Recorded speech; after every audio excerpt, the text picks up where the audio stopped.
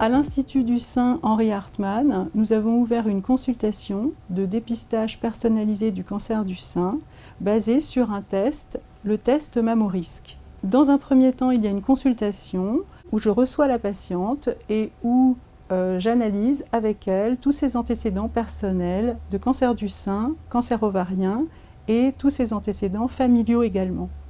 Dans un second temps, nous analysons ensemble le compte-rendu de sa mammographie qui date de moins d'1 an et dans laquelle en fait est spécifiée sa densité mammaire. Quand la densité mammaire est élevée, cela est un risque 4 à 6 fois plus élevé que la moyenne de faire un cancer du sein.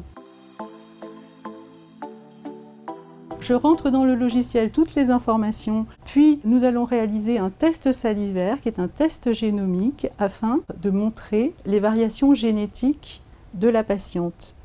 Certaines variations génétiques sont associées à un risque plus élevé de cancer du sein. 3 semaines après, nous recevons les résultats du test et nous revoyons en consultation la patiente et nous l'informons du risque qui a été déterminé par le test MammoRisc, associant le test salivaire, la densité mammaire et les antécédents.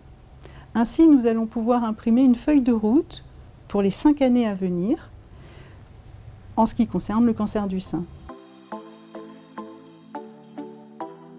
Dans 36% des cas, nous allons retrouver un risque plus élevé que la moyenne de faire un cancer du sein pour les 5 ans à venir pour la patiente. Dans ces cas-là, nous allons pouvoir lui conseiller d'effectuer une mammographie annuelle au lieu de tous les 2 ans. Quand le risque est très élevé, on pourra proposer une IRM à la patiente.